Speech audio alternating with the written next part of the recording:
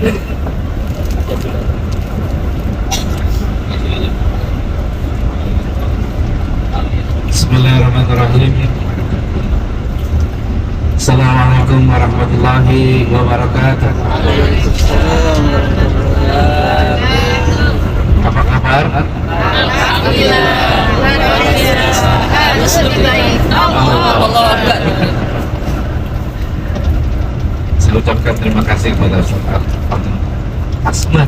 Ustaz Asmar yang luar biasa ikhlas. Saya lihat beliau ikhlas mendampingi kita sama Allah. Terima kasih kepada Pak Agus Bianto yang telah mendampingi kita. Bapak dan Ibu sekalian, rahmatullah, jamaah umrah yang dimuliakan oleh Allah Subhanahu wa taala, di penghujung agenda ritual kita umrah, mudah-mudahan kita bisa mengambil suri tauladan baginda dan kita Muhammad sallallahu alaihi wasallam. Saya minimal sering menyampaikan dalam forum-forum manusiawi, kalau Anda memiliki karakter Muhammad bin Abdullah Rasulullah SAW, maka Anda pasti akan sukses, bukan saja di HRI tapi di dunia, bukan saja di dunia tapi juga di akhirat. Dalam waktu yang singkat ini saya mengambil 5 karakter yang harus kita pelajari, yang harus kita miliki.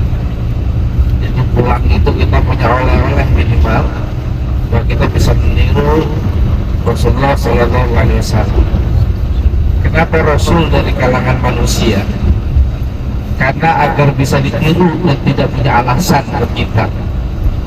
Rasul kan dari orang hebat, malaikat. Enggak, Rasulullah itu manusia, jadi bisa kita tiru. Dan mudah-mudahan selama 9 hari sama perjalanan kita betul-betul bisa meniru dan menduplikasi Muhammad bin Abdullah Rasulullah SAW dalam mencapai kesuksesan di dunia dan di akhirat. Yang pertama, Bapak Ibu sekalian, Rasulullah itu memiliki cita-cita yang besar. Cita-cita yang besar.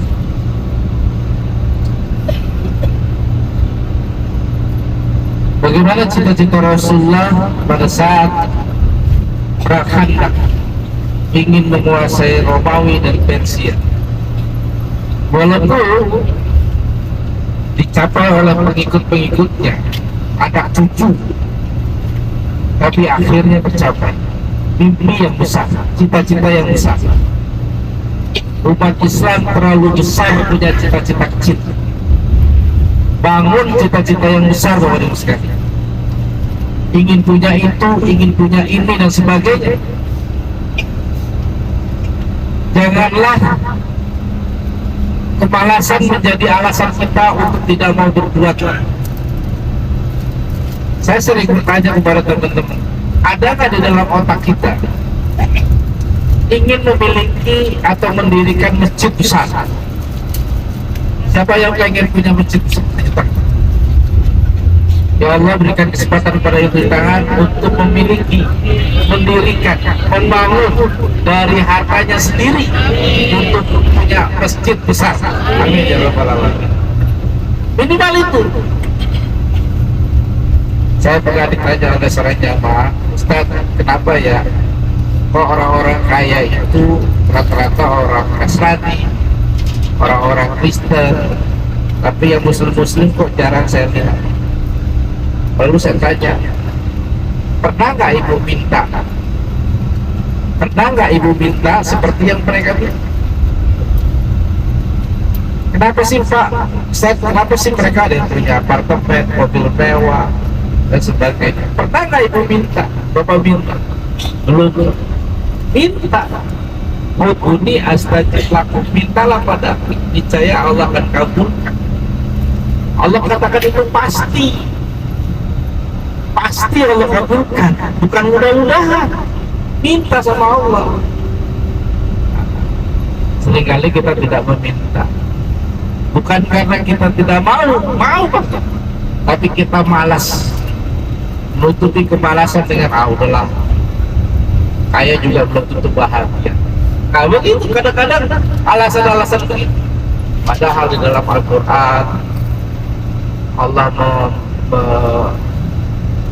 mencatat doanya Nabi Sulaiman, Rabbi firli wa habli mulka la yanbaghi li ahadin min ba'di innaka antal wahhab. Ya Tuhanku, ampunilah aku dan berikanlah aku kerajaan yang tidak ada memiliki kerajaan itu setelah zamanku. Minta kerajaan yang tidak ada yang memiliki kerajaan itu setelah zaman.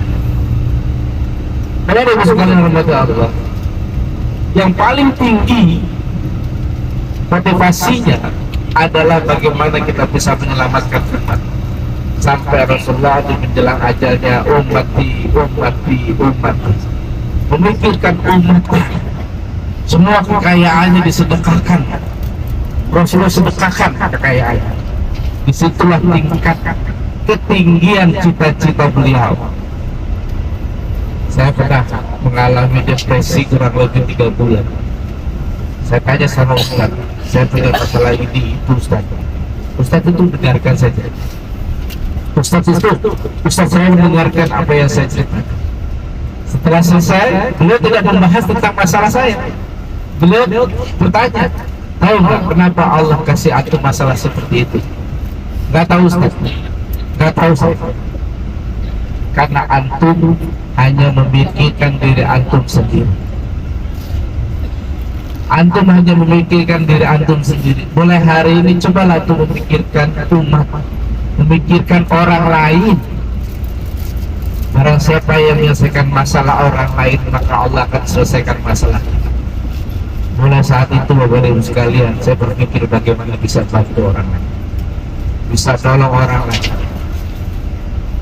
Dan Allah berikan kesempatan saya bersama teman-teman untuk mendirikan, membangun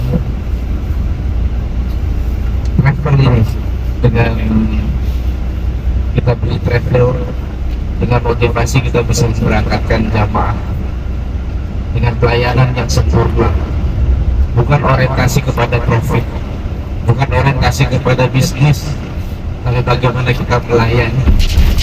Bisnis mah, keuntungan mah urusan terakhir. Barang siapa yang membantu jamaah, barang siapa yang membantu tamu Allah, maka kita masuk dalam bisnisnya Allah. Kalau bisnis dengan Allah tidak akan pernah rugi, udah itu aja.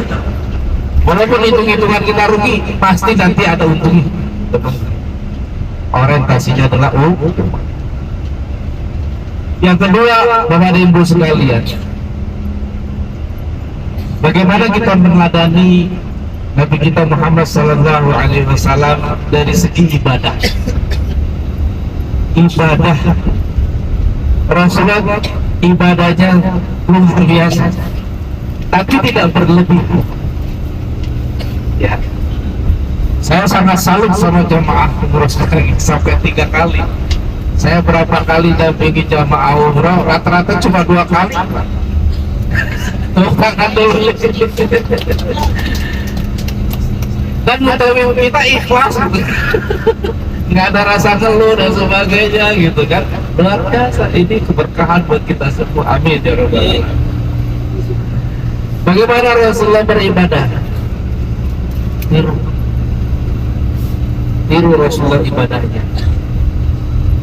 Ya, Bapak dan Ibu sekalian rahmati Allah, kita meniru bagaimana Rasulullah dalam ibadah, kebaikan-kebaikan yang dia lakukan. Yang ketiga, Bapak dan Ibu sekalian, bagaimana Rasulullah mempunyai karakter sebagai perekat, bukan pemecah belah, tapi perekat. Innamal mu'minuna ikhwah. Semua orang yang beriman itu saudara. Jadi bagaimana kita menjadikan saudara orang-orang Afrika, orang-orang Turki, orang-orang Cina dan sebagainya, Minimal sebelah kiri kanan kita tuh kita bisa saling bertegur sapa, saling memberi kalau bisa. Apa yang bisa kita hadiahkan pada mereka? Tadi sholat subuh keren banget, sebelah kiri saya ngasih hadiah sajadah kepada jemaah sebelahnya yang nggak tahu dari negara mana. Luar biasa, ini adalah satu kebiasaan yang harus kita lakukan. Man ahabba an yusalallahu fi rizqi wa yuksa'alahu fi asarihi falyasilu rahimah. Barang siapa yang ingin dilimpahkan rezekinya dan dipanjangkan umurnya, maka jalin silaturahmi. Dalam surat Al-Baqarah ayat pertengahan Allah firman, wa kadzalika ja'alnakum ummatan wasatan. Dan demikianlah kami jadikan kalian umat pertengahan, umat yang menjadi perekat, bukan pemecah belah, bukan yang menjadikan masalah kecil jadi masalah besar. Kita konsentrasi kepada kebersamaan kepada Muslim. Inilah Rasulullah. Sejarah mencatat bagaimana Rasulullah menyatukan kaum Quraisy pada saat direnovasinya Ka'bah. Pada saat itu peletakan Hajar Aswad di tempatnya. Seluruh kaum Quraisy merasa berjasa, merasa pantas untuk meletakkan Hajar Aswad. Sampai di antara mereka dia mengatakan, kalau begini caranya kita perang saja, yang menang yang berhak. Sampai begitu.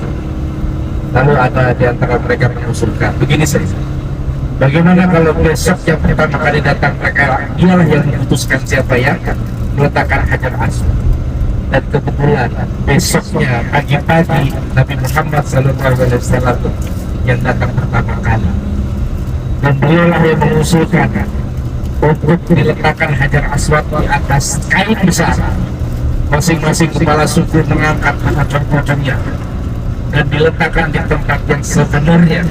Akhirnya mereka semua puas, tidak terjadi peperangan dan terjadilah bersatu. Bapak-Ibu sekalian, di HMI PCA adalah cara kita untuk menjalin silaturahmi, menjalin persaudaraan. Jadi bukan sekedar bisnis kata Eyang tadi, tapi kita sedang membangun persaudaraan yang dari kelompok kuning, dari kelompok merah, kelompok biru, kelompok hijau, semua kita bersaudara. Jangan bicara tentang perbedaan, tapi bicara tentang persamaan. Yang keempat, Bapak-Ibu sekalian, Rasulullah mengajarkan kepada kita untuk peduli.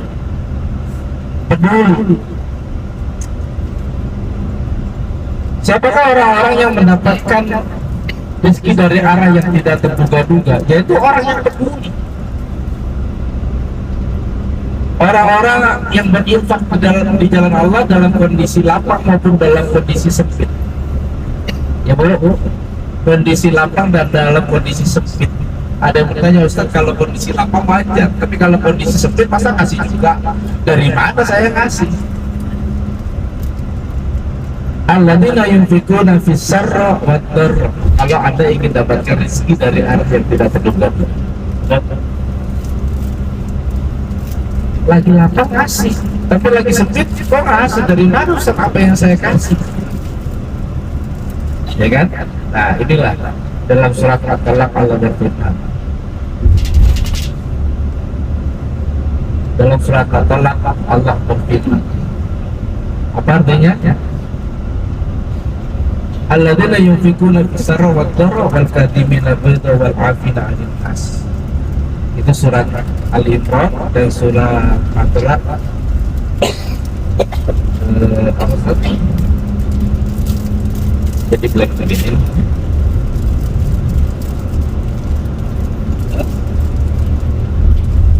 Surat pada saat kau diberikan kesempitan, maka berinfaklah. Surat At-Talaq ayat 7.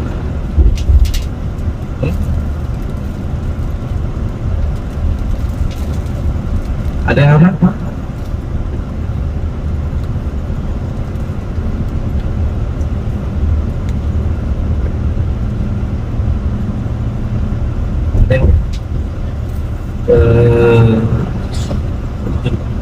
surat kedua ayat 7.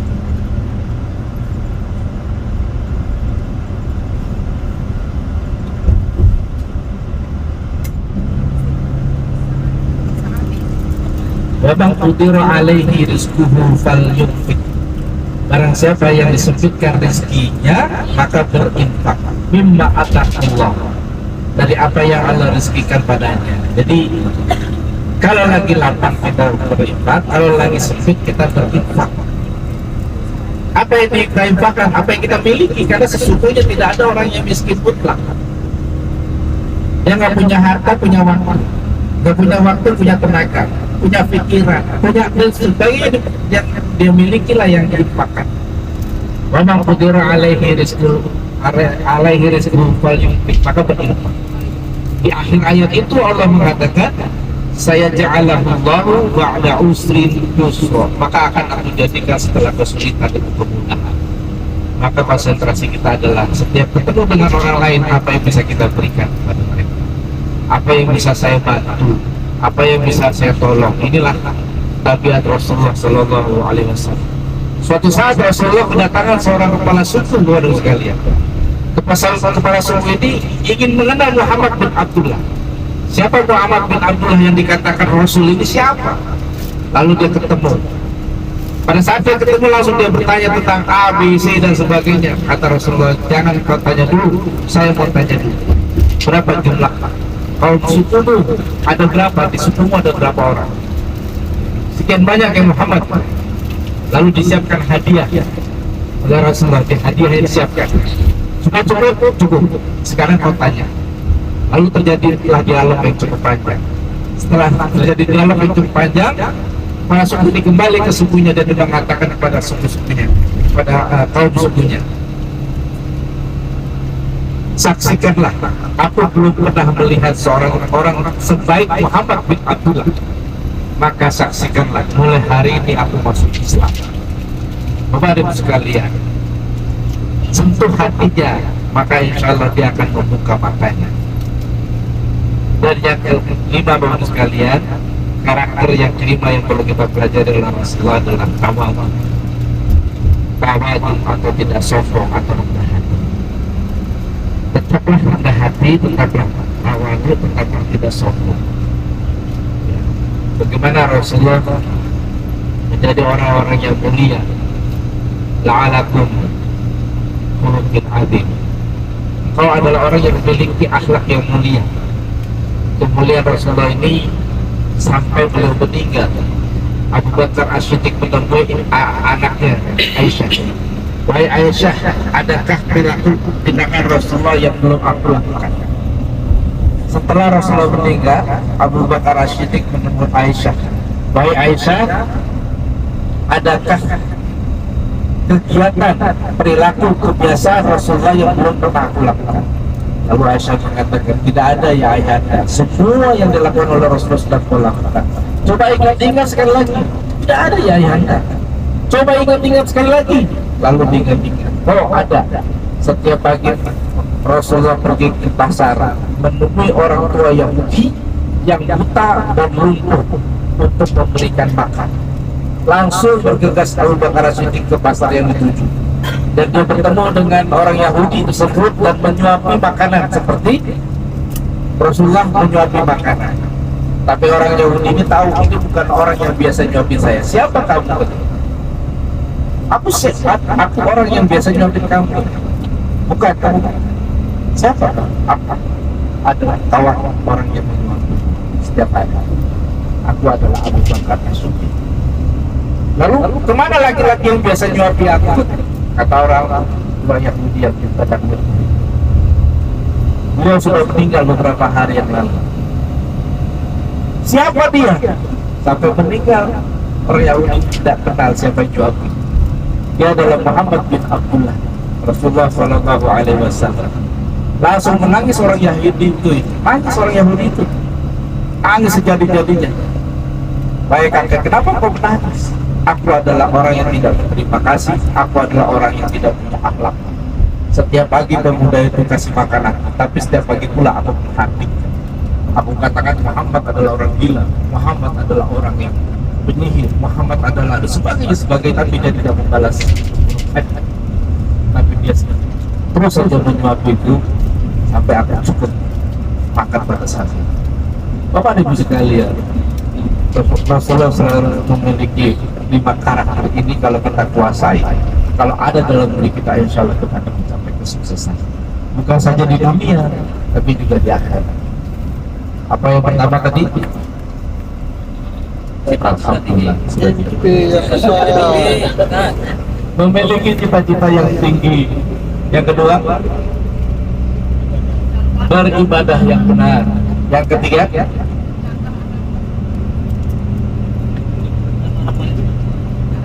apa? Apa? Membangun ukhuwah, menjadi perekat. Yang keempat, peduli. Dan yang kelima, tawadhu. Semoga beribadah Rasulullah ada dalam diri kita, maka pastilah kita akan sukses, kata Allah. Qad aflahal mu'minun, pasti sukses orang-orang yang beriman. Selamat beristirahat, siapkan mental kita, naik pesawat 9 jam. Semoga Allah jadikan kita mendapatkan umroh yang makbul. Wabillahi taufiq wal hidayah. Assalamualaikum warahmatullahi wabarakatuh. Waalaikumsalam.